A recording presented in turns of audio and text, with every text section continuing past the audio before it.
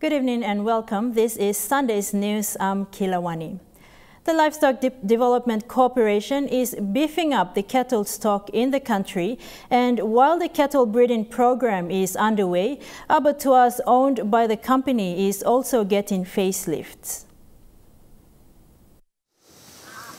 The plan is to rehabilitate the abattoirs and get it ready for beef processing once the cattle stock is beefed up. Sialum in Morobe province will become the main supplier of cattle to cattle farms throughout the country. The numbers have really gone down, and we're now working around the clock to increase the numbers. So we have an aggressive breeding program that we will want to roll out across the country. While that breeding program is taking place, Livestock Development Corporation is working closely with provincial governments to get all 5 of the abattoirs it manages up and running. Going out to all of our existing ranches which have already been run down, and all the abattoirs which have already been also run down. We've gone into partnership with several provincial governments around the country. When he first took over the office, Mr. Koim said only a few abattoirs were operating. Those were Tiaba Abattoir at 12 Mile, at Kenakon, there's a place directly opposite Pacific Adventist University. They also had Butte in Goroka, and the rest were run down. The rundown ones were Confirm in Hagen, Sagalau in Medeng, Warriman in Wewak. Some government-owned abattoirs, like the one in Ley, was sold due to financial constraints. We also had Kurokakau and Rabal, but when I joined the LDC at that time, the abattoir was already bought off by private investors. It was sold off to them. And then also the abattoir in Ley at Buimo Road. That was also sold off because it was used as a mortgage for a loan facility that was never repaid, so the NDB took it back by default. Work has already started at Wariman in Wewak. LDC also has its eyes on Sagalau in Medang and Confirm at the border of Jiwaka and Western Highlands Province. The reason we want to do Sagalau probably first is because the building is already standing, whereas in Wariman and Confirm, both of the structures have fallen into complete disrepair, so it's going to take a while. And not only that, but Sagalau is closer to the meat cannery. So they've been asking us to supply them beef cuts so that they can convert them into tinned meat or something. While that is the goal, the beef and cattle industry has the potential to create a lot of opportunities for Papua New Guineans. You see a whole bunch of people, getting onto the streets and they're doing all kinds of unnecessary things. If I get these things done right, and I'm determined to do this one, and I want to get it done right, I want to create employment for Papua New Guineans. Not only will I create employment, but we want to produce beef that is good for our people. Koim hopes to complete renovations of at least one of the abattoirs before Christmas. The cattle herds in PNG is about 40,000, 30,000 short of the current demand of 16,000 tons of beef. Shamin Poreambet, National EMTV News. Civil societies of PNG and relevant stakeholders recently held a workshop on sustainable management of forest resources. Key forest management and logging issues were identified and produced a signed civil society position statement. Oro Governor Gary Jufa says people in position of responsibilities must seek opportunities to use forests to generate income and sustain custodians in an environmentally friendly manner. The 3-day workshop, which ended on Wednesday, was hosted by the Center for Environmental Law and Community Rights in partnership with USAID Lookouting Ground Project. The workshop brought together civil society representatives, academics and international aid agencies. It provides an avenue for civil society stakeholders to deliberate on practical strategies to jointly promote sustainable forest resources management in PNG. Forest management and logging industries issues were identified and discussed in the workshop. And where we are gathering together now, we really feel that it is important. We need to do away with this foreign exploitation, and we want inclusive management of our forests. This is what we need. Selco Managing Director further highlighted that issues relating to the logging industries are an ongoing issue. People have lost land rights and revenue to logging companies, and it is affecting their livelihood. The civil society organizations over the years have been vocal in providing checks and balance. However, concerns raised have been falling on deaf ears. Oro Governor Gary Jufa says people in position of responsibility must seek opportunities to use forests to generate income and sustain custodians, and that is what the Oro provincial government is doing. We will always finance Selco so that they may represent our landowners. And the point of this is that they, as an independent organization, can also advise us as a provincial government where we may go wrong. You know. If we go wrong, then they may stand on behalf of our landowners and say, provincial government, you have failed in these regards. Because I know that our own systems don't work. The country's forest contributes to over 7% of the world's biodiversity. The governor says the people are the custodians of these forests and they are responsible to protect it. That's what we are there to do. And we can live with these forests. We can live in a sustainably friendly, environmentally friendly manner and still be able to have a meaningful life without having to alter in a horrible way our forests and threaten therefore our own lives. This is what we need. Inclusive management, meaning that landowners or customary landowners should have total control over the land and the resource, and they should use it to the benefit and not to the benefit of foreigners or from people from outside. Rayon Lakingu National, MTV News. Oro Governor Gary Jufa has challenged all government agencies and development partners to be serious about what they are doing to protect the country's forests. He says with various natural disasters happening around the world, most of it is attributed to humans and what they do to the environment. The governor adding that it is time to act. They're warning us. Now we have to act like the people of Nineveh. We must act from the top down, every one of us. We must act. This world is coming to an end badly for us as humans, you know. And the evidence is all around us. Western Europe, the floods have killed more than 300 people. Heat waves in Canada have killed more than 500 people, thereabouts. There's more than 80 bushfires raging in Turkey, 30 people dead, mudslides in Japan. All of this is happening now with the most amazing frequency and intensity never seen before in the history of this planet, and all attributed to the efforts of humans. We wake up every day and we see these trees, we hear these birds of paradise, we look around at all this greenery, breathe this amazing fresh air. We have fresh, clear, crystal clear waters, and we don't realize what we have. So I want to continue. I want to urge you to continue to do what you're doing in protecting what you have. This amazing country, this biodiversity, these forests that we have, that we are connected to. Central Province Governor Robert Agarobe has highlighted plans to roll out a new program for churches with an aim to promote tourism. Agarobe says through the Heritage Program, the provincial government will identify and fund churches that have existed for over 70 years. This is to ensure these church facilities are rehabilitated to a tourism hub. The governor says this will help improve living standards. That's how we are now trying to do this heritage program with the churches. Rather than me come and give free money to the church, I'm telling you, I'll give it to you through our heritage program. So all the churches that are over 70 years old, we are flagging as heritage. With that program, we want to give some money to the churches so that you restore our old churches that are over 70 years old. If you got graveyard there where our old missionaries were buried, we want to give you some money so that you can restore these graveyards. We also want you to build a monument in front of the church, so list down all the missionaries that came through. And we want the history of the church. This then becomes a tourism product.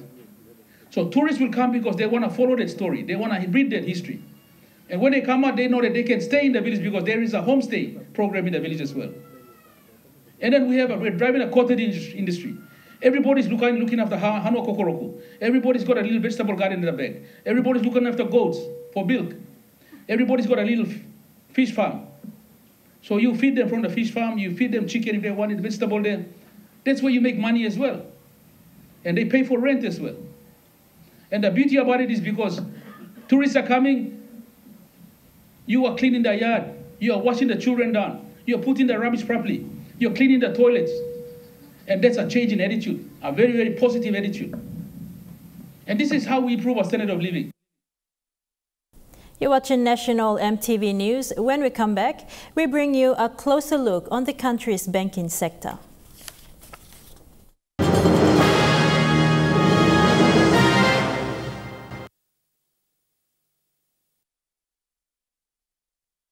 Welcome back to the news. Competition in any business space aims to achieve better service delivery and cover a wider geographical area in terms of products and services offered. Papua New Guinea's banking sector, under the watch of regulator, the Bank of PNG, has had an unequal share of the market among the big players over many years. But with operations of international banks either declining or ceasing in the country lately for various reasons, acquisitions are taking place and smaller non-bank players are emerging in the commercial banking space. Maintaining competition in the commercial banking market and determining the players is a challenge for Bank of PNG, the Independent Consumer and Competition Commission, and other relevant authorities to find the best fit for Papua New Guineans. Here's Dennis Orere with this week's A Closer Look.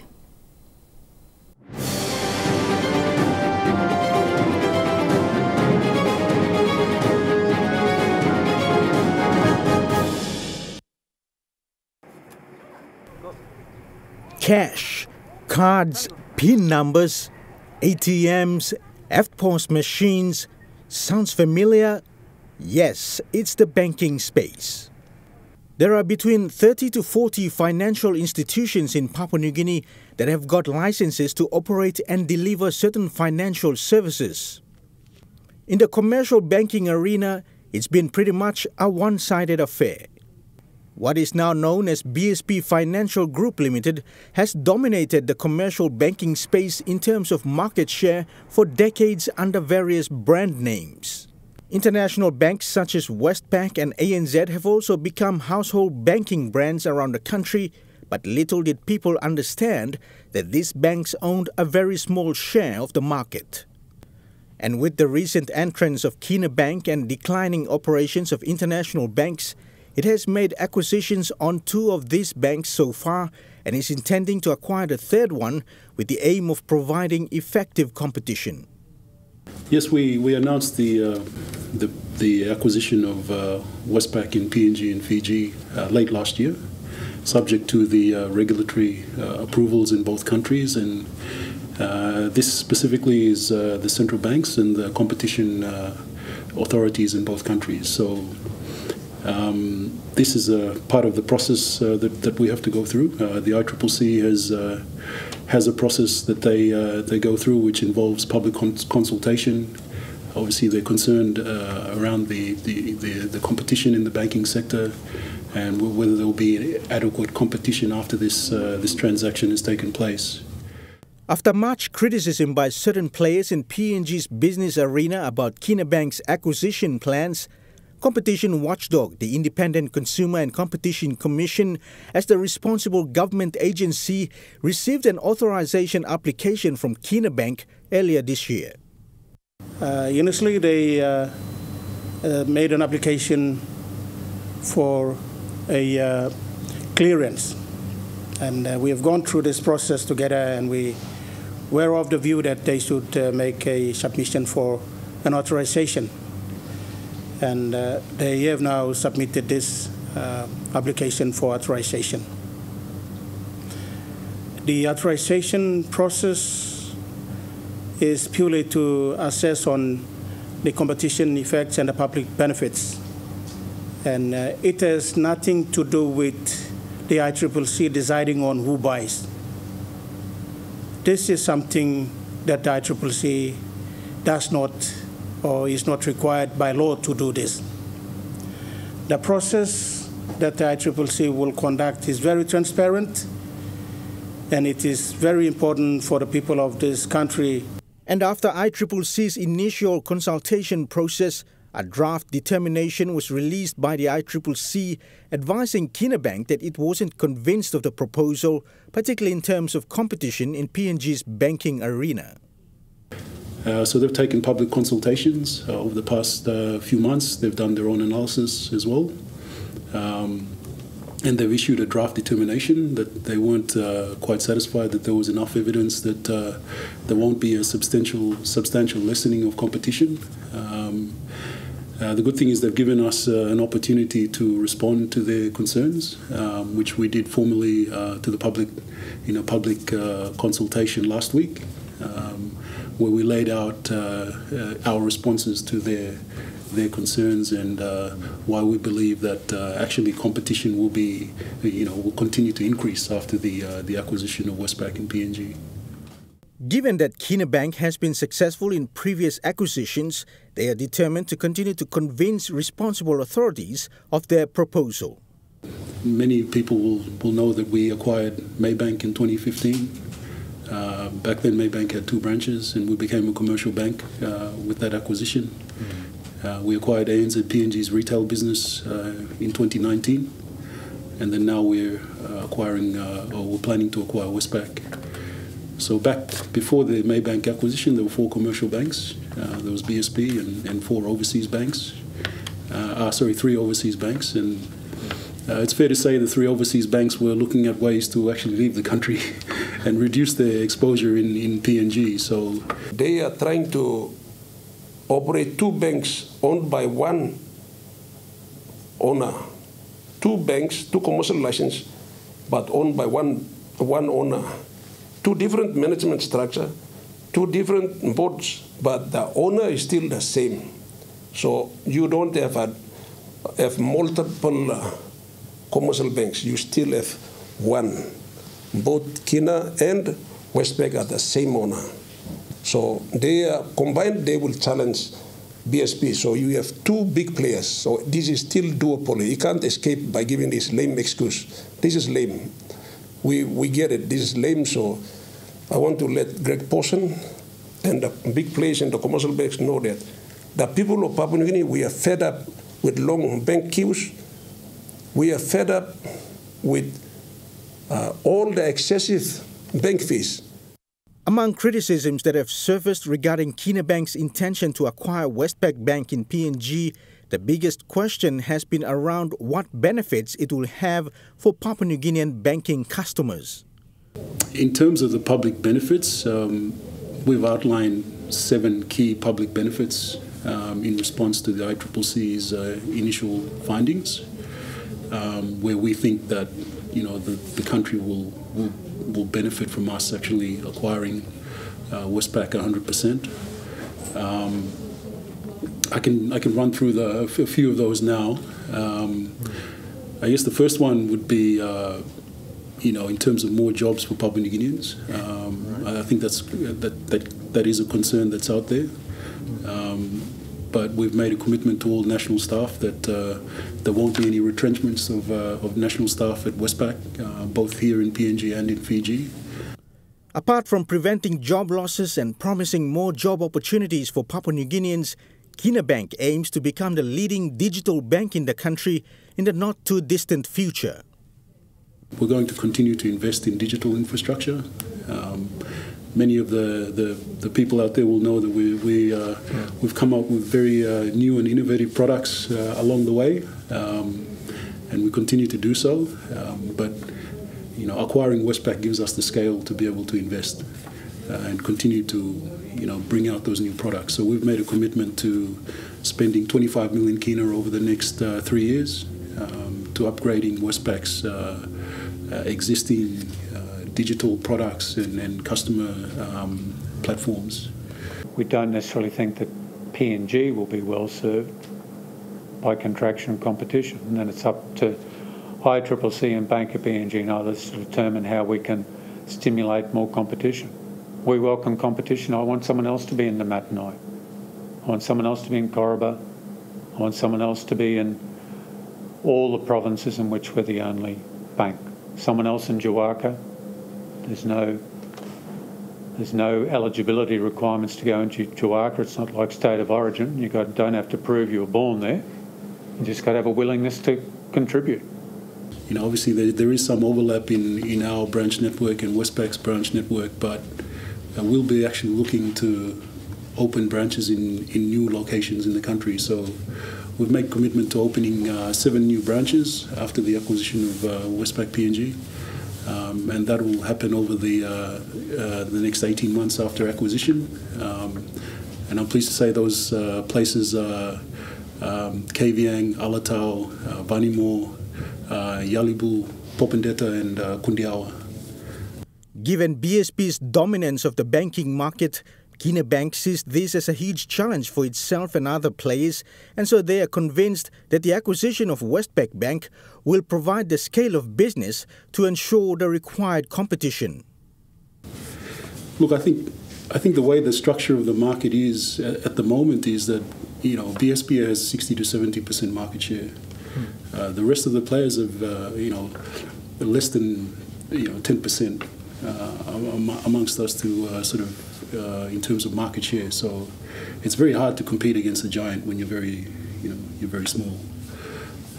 So that's why, this acquisition makes sense in terms of increasing the competition, is because it gives us, like I said, with the branch expansion of the branch network and technology, all these things cost money. And you can't really spend the money if you don't have, the scale of business. The potential of non-bank players which are currently operating as finance companies to enter the banking space is welcomed by big players, in which they hope will enable better service delivery and in more locations around the country.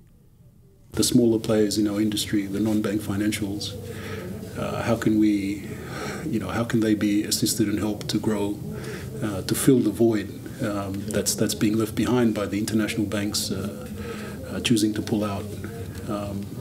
So that's actually what's happening. I think the PM made reference to that in the floor of Parliament, I think this week as well, that it's important that, whilst we can't, tell the overseas, the international banks what to do. If they wish to, reduce their exposure, they can do so. But it's up to us to how do we facilitate the local players to step up and fill the vacuum. We welcome competition. And that competition has to ensure that any financial institution who is licensed by Bank and PNG bears that reasonable level of responsibility of delivering banking services to everyone in PNG. BSP has no exclusivity in place, agreements in place with any province, with any district, and anyone is welcome to open a branch in any of the areas we have branches. The PNG think tank group has initiated a crowdfunding movement which, despite criticism and even been labelled as a scam by the Bank of PNG Governor Loy Bakani recently, is determined for Papua New Guineans to take back PNG's banking sector, in which they intend for Papua New Guineans to own shares in commercial banking companies in the country. The banks control the economy here. So once Marabe is saying, let's take back Papua New Guinea, we have to take bank. We have to take back the banking sector and make it friendly to our smaller people, the 85% of our population, the unbankable and the SMEs. So that has now motivated us to go to the step of crowdfunding movement. Crowdfunding has never been implemented in this country before. This is the first time we're using, where we are basically calling on all SMEs, from micro SME, table mama, all the way to any organization that turns over 5 million. In that bracket, we are asking you guys, pledge only 10,000 minimum. You can pledge from 10,000 up to 1 million. No, I'm all for it. I'm excited about it. One thing a lot of people probably don't realize is there's between 30 to 40 licensed financial institutions in the country already. licensed by the Bank of PNG. So there's no shortage of players. The key is how do we, support some of those players to be able to take their business to the next level, and grow their customer base and grow their products. And that's where the challenge is, I think. I appreciate there's a crowdfunding movement going on, and they're looking at ways of how to get into the sector. But there's no banking is a very complicated area as well. There's no easy way to do things. It is risky. It is, both from an operational perspective, security perspective, and many other risks. And it is costly too.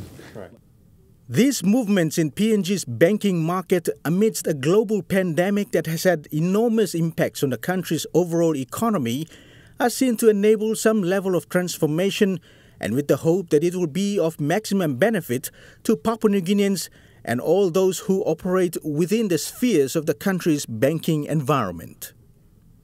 I think it's a natural progression in terms of the reshaping of our banking sector to make it more suitable for Papua New Guinea. I think we will have a couple of larger local players in the commercial banking space, but I think more importantly we need to have the local player, the non-bank players, step up and sort of fill that vacuum and that void to be able to service the rest of the country. So I'm excited about the transition that's happening, and I think whilst there is a fair bit of fear about the unknown out there, I tend to focus on the positive. We've done acquisitions before. We've generally made them successful, and generally customers have benefited out of those, as we've grown. So I only think that'll intensify, and then through our support and the support of others to helping the other small players in the industry step up. I think the industry has an opportunity to reshape itself to better serve the country.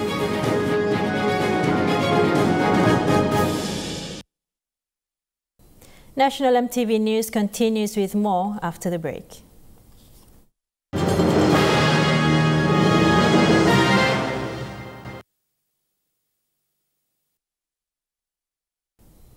Welcome back. PNG's first international breakdancing crew, the One Squad, in partnership with the Pacific Industries, hosted a one-day dance event for local dancers to showcase their skills. The event is part of a dance campaign organized by Pacific Industries that is supported through its Mountain Dew brand and is aimed at creating a platform for local dancers. Despite the scorching sun, people gathered to witness the first ever dance battle hosted by the Pacific Industries Limited.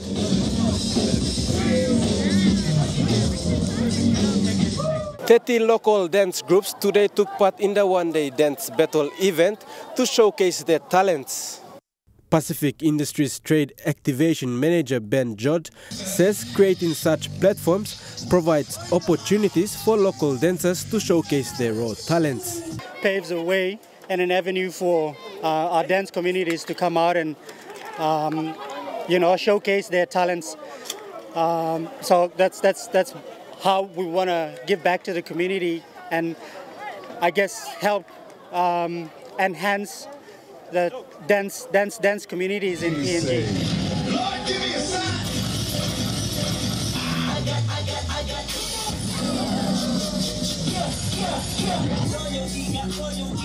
From today's event, George says there is a lot of talent in terms of break dancing in PNG. He says breakdancing will be an official sport in the next Olympics, and hosting such event will prepare them to put PNG on the world stage. It is part of the preparations to the 2024 Olympics. So the Olympics Committee will be adding in dancing as a sport in the 2024 Olympics. So I guess we're starting off with this platform is a good way to really create that avenue for dancers to, excel and we create that platform for them to come out and showcase their talents. One squad team leader, David Chi, thanked their sponsors in engaging them and says more needs to be done to expose young talents. Encouragement to me, Narapla dancers or upcoming or now yet or local inspired by Mipla. I just want to say that like chase your dream. Nah, no can give up. Lo, one is something you la walk him. Suppose you la walk him and you walk straight now. Like aim high. And to whoever that's upcoming dancers, train strong. If you wanna be like us or some people work hard, go to US now and I'm still land you. From today's turnout, Pacific Industries and one squad will be scheduling dance clinics towards the end of year to enhance talents for interested youths and make a positive impact in their lives with dance. But we will have weekly competitions for about 8 weekends. That'll be at the end of the year, so October, November. And then ultimately we'll come up with a dance clinic at the end of the year. So our one squad group will be, I guess, rehearsing and training the dance groups towards the finals of the dance clinic. Yeah.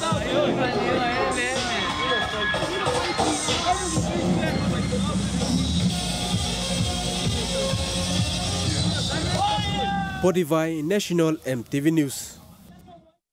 Trukai Sports is next. All the details when we come back.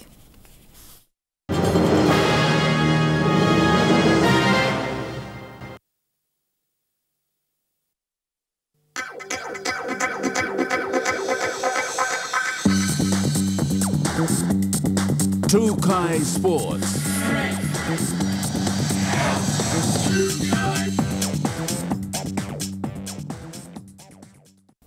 Welcome to Trukai Sports. Being one of the nation's most active junior development programs, AFL PNG's New Kick initiative has been in the forefront in promoting the sport in the country. New Kick is currently running a schools AFL competition for youngsters in Port Moresby. The New Kick school competition is in full swing, with matches being played over the past couple of weekends at the Murray Barracks Oval in Port Moresby. New Kick, being AFL PNG's junior development program, has been a vital part in the growth of the sport, educating the youngsters on the game's basic rules and developing skills through practice drills. Didn't take a lot of schools in the competition because grade 8s and they need to catch up with the exams and all that, so that whatever the schools that reply to us as soon as possible, we had to run the competition. So it wouldn't be a long term, just some 8 weeks, I guess. Yeah, 8 Saturdays. Yeah. We have 8 schools involved. We have under 13 boys, under 13 girls, 15 and 15 under 13 boys and girls as well. So yeah. Huxley Lovai, Trukai Sports. The Lihir Landowners Business Group, Nimamar Capital Limited, is supporting New Ireland Rugby Union as the gold sponsor of the inaugural Douglas Guys Sevens Cup in the province this year.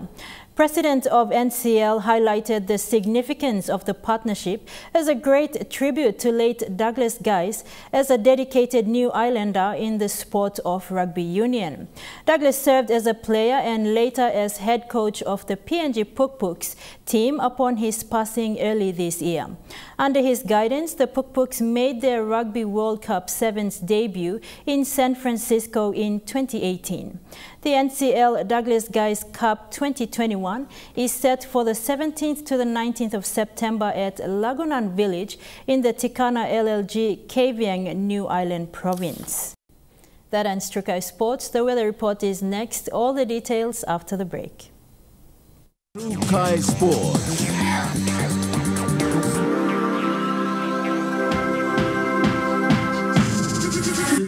Trukai Sports. This weather update is proudly brought to you by Moniplus, with you always.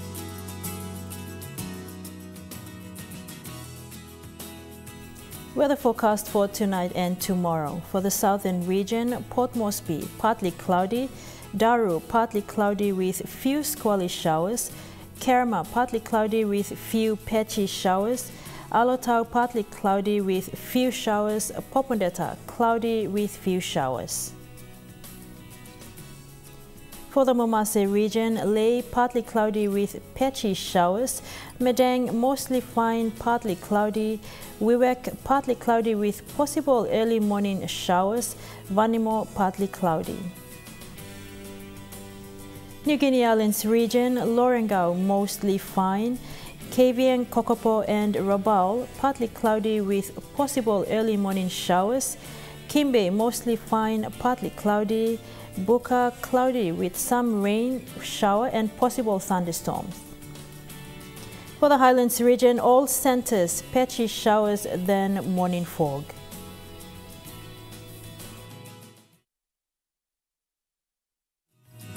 The weather update was proudly brought to you by MoneyPlus, with you always. And that's the news, sports and weather for today, Sunday, 22nd of August, 2021. Until next time, pleasant viewing, be safe, bye for now.